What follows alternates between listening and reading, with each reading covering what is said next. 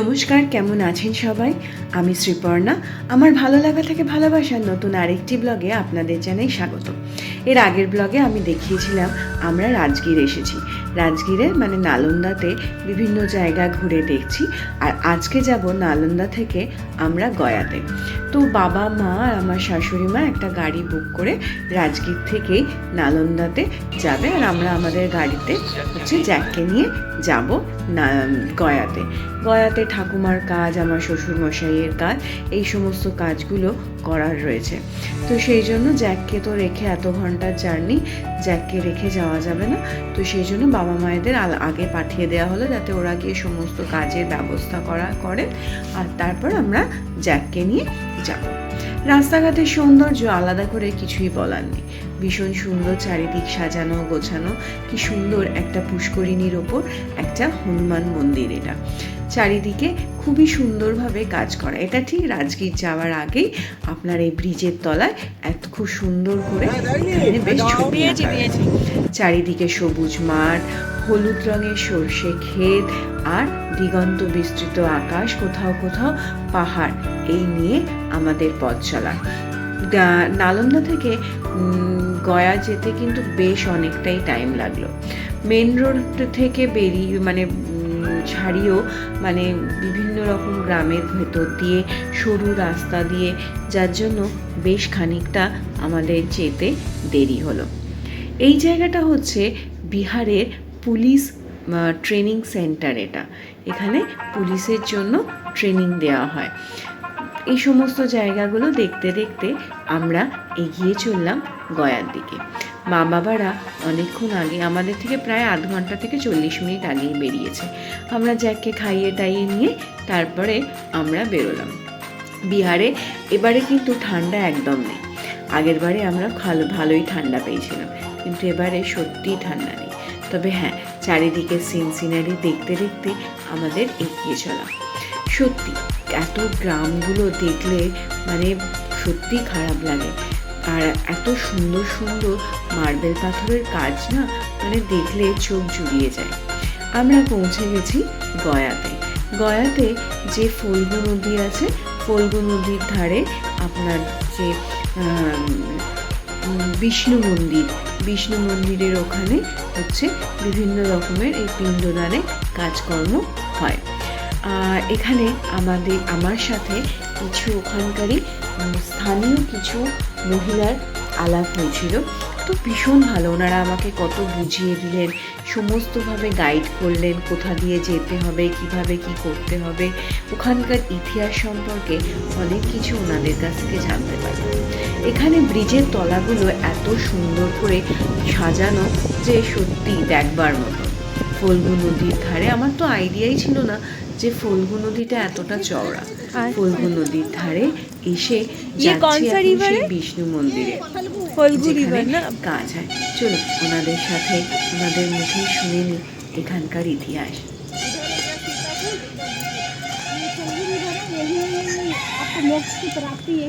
अच्छा,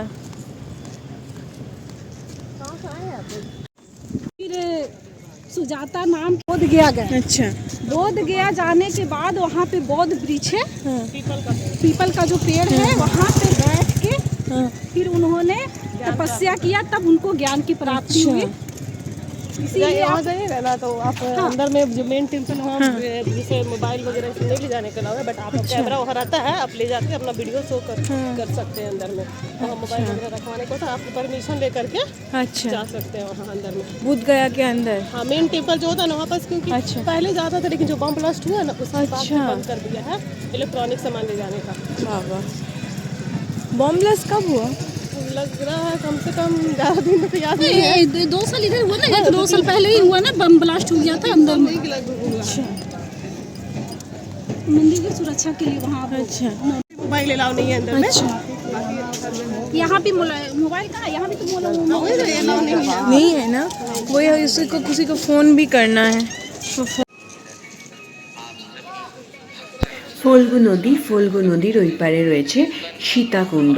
ওই যে যে দূরের যে টিলাটা দেখছেন ওখানেই নাকি সীতামাতা নিজের পিণ্ড দান করেছিলেন, সেই জন্য ফল্গু নদীকে এত পবিত্র মানা এই হয়। আঁকা ছবিগুলো সব মিথিলার পেন্টিং, যেহেতু এখানে সীতাকুণ্ডে সীতামাতা নিজের পিণ্ড দান করেছিলেন, তো সেই জন্য এই যে সমস্ত এই ব্যাপারগুলো কিন্তু, যেহেতু সীতামাতা মৈথিলী রাজকন্যা ছিলেন আমরা সবাই এটা জানি, তো পুরোটাই কিন্তু মিথিলা আর্ট।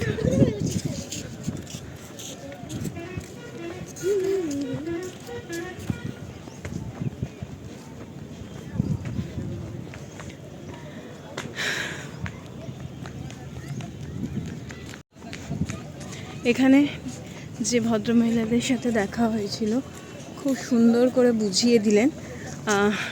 ওনারা ঘুরতে এসেছিলেন ছুটির দিনে, 3 বন্ধু মিলে ঘুরতে এসেছিলেন, তো আমাকে দেখতে পেয়ে আমার সাথে আলাপ করলো, বাঙালি বন্ধু বলল। এটাই ভালো লাগা যে একটা অন্য জায়গায় এসে এটাই পাওয়া আর কি।